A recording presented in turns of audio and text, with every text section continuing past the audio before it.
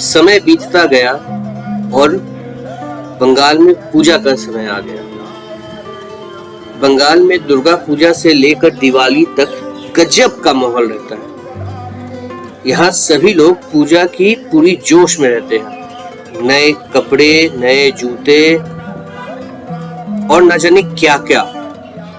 दिन भर पूजा के पंडाल में अड्डेबाजी और शाम होते ही घूमने के लिए निकल जाना। ये सब कुछ पूजा के 4 दिनों का कार्यक्रम होता है।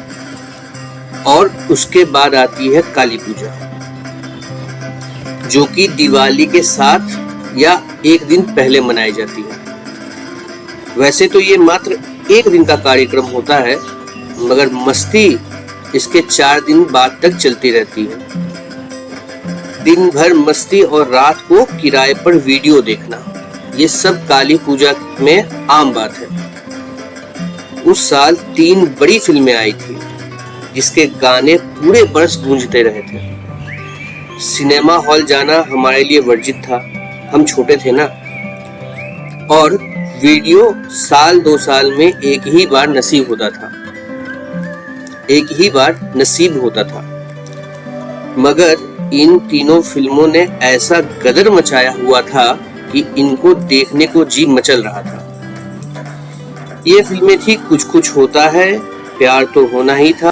सभी के गाने एक से बढ़कर एक थे और हम जैसे बच्चों के लिए, जो कि जवानी की तरफ बढ़ रहे थे, आग में घी की तरह काम कर रहे थे। काली पूजा के अगली रात को सबने मिलकर वीडियो किराए पर लाने का प्लान बनाया और यही तीनों फिल्में मुख्य रूप से मंगवाई भी गई। मुझे याद है, कुछ कुछ होता है और प्यार तो होना ही था। ये दोनों फिल्में देखने के बाद से ही मैं काजोल को पसंद करने लगा था। उसकी आंखें मुझे बड़ी लुभावनी लगती थी। वैसे आज भी वही मेरी प्रिय अभिनेत्री है। मगर सबसे मजेदार बात ये थी कि जब मैंने काजोल को देखा तो अचानक ही मुझे पाखी की याद आई। मुझे काजोल में उसका चेहरा दिखने लगा था और तभी पहली बार मेरे दिल में उसके लिए घंटी बजी। न जाने क्यों काजोल में और उसमें मुझे कोई फर्क ही नहीं दिख रहा था। ऐसा लगा जैसे मुझे उससे प्यार हो गया था। हाँ, मैं उससे प्यार करने लगा था। इसके बाद अगले 4 दिन तक मेरे अंदर एक बेचैनी सी रहने लगी। चाहे मैं कहीं भी रहूं, पर मैं उसी के बारे में सोचने लगा था। ये बड़ी अजीब सी बात हो रही थी मेरे साथ। ऐसा पहले कभी नहीं हुआ था। इसके पहले कभी भी मुझे गाने इतने पसंद नहीं थे, मगर अब हर समय कुछ ना कुछ गुनगुनाता ही रहता था। मुझे हर समय बस खेल के मैदान में जाने की जल्दी होती थी।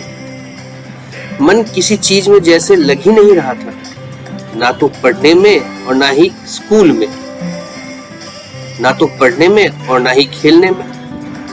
स्कूल से निकलते ही मैं भागकर घर आता था। ना खाना खाया, ना कपड़े बदले, ना जूते खोले, बस भागकर सीधे मैदान। वहां भी खेलता नहीं था, बस उसे ही ढूंढता रहता था। ऐसे कई दिन बीते, मगर मुझे वो दिखी नहीं। मैंने अपने स्कूल आने जाने का समय और रास्ता दोनों ही बदल दिया ताकि कहीं तो उसे देख सकूं, मगर वो तो जैसे गायब ही हो गई थी। मन बेचैन, दिमाग सुन्न और तबीयत खराब हो रही थी। क्या करूं, कुछ समझ में नहीं आ रहा था। फिर एक दिन खेलते हुए बुआई ने मुझसे पूछा, क्यों बे, आजकल तू खेल क्यों नहीं रहा? मैंने बात टालने की कोशिश की, मगर वो बोला, भाई मैं सब समझता हूँ और तुझे बता दूं कि तेरी वाली घूमने गई हुई है अपने फैमिली के साथ। अब अगले हफ्ते ही लौटेगी। मैंने उसे ऐसे अनसुना किया जैसे मुझे इससे क्या ही फर्क पड़ता है, मगर सुनकर अच्छा तो लगा ही कि वो कब लौटेगी। मैंने बुबाई से पूछा कि वो किसकी बात कर रहा है। तो वो बोला, साले तेरी वाले की बात कर रहा हूँ, पाखी की। तब जाकर मुझे पता चला कि उसका नाम पाखी है। उस दिन शाम को जब मैं घर लौटा तो मैं बहुत खुश था, क्योंकि मेरे और उसके नाम की मैचिंग 76% आ रही थी। नहीं समझे ना? अजी आज के बच्चे क्या समझेंगे। बिना सोशल मीडिया वाले जमाने में हमारे पास लव परसेंटेज निकालने के क्या उपाय थे। तो चलो मैं आप सब पर यह एहसान कर ही देता हूँ, बता ही देता हूँ कि आखिर वो फॉर्मूला क्या था।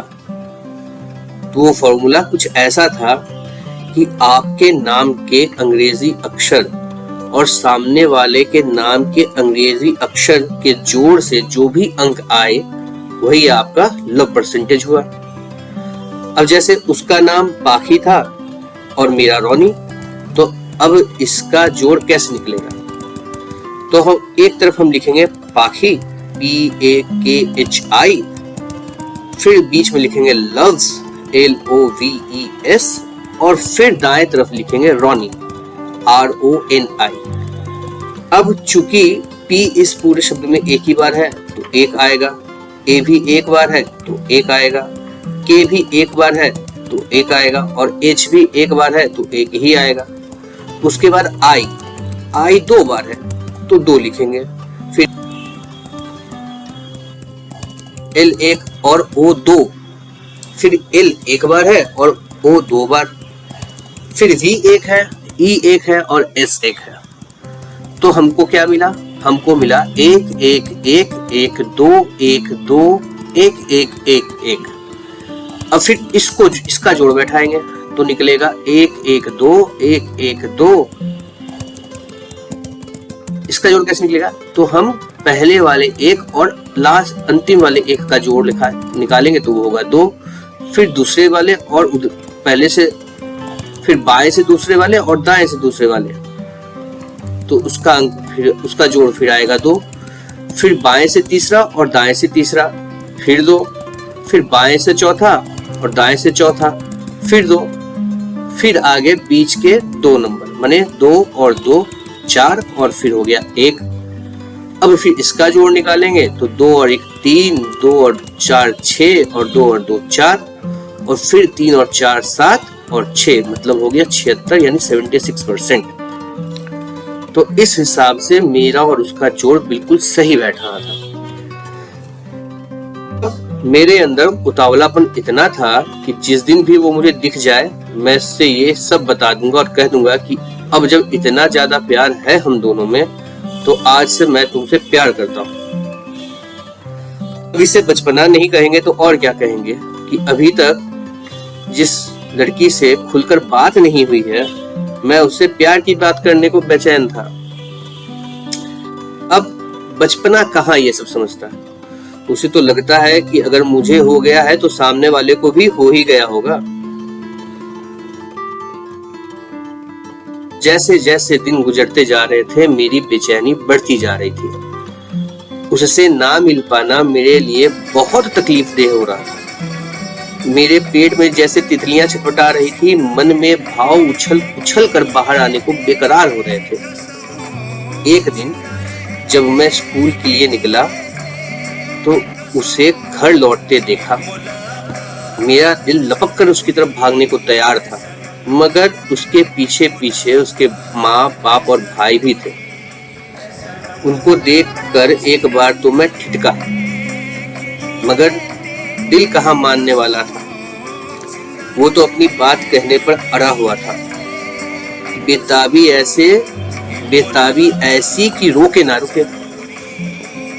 मैंने अपने आप को थोड़ा संभाला और खुद से कहा, एक दिन तो इन सभी को पता चल ही जाना है कि मैं इनकी बेटी से प्यार करता हूँ और शादी करना चाहता हूँ। तो क्यों ना आज मैं खुद ही सबके सामने कह दूं, जो होगा देखा जाएगा। ये सोचकर मैंने अपनी साइकिल को किनारे खड़ा किया, अपने बाल संवारे, अपने कपड़े ठीक किए, स्कूल के जूतों को पैंट से घिसकर थोड़ा चमकाया और चल पड़ा उसकी तरफ।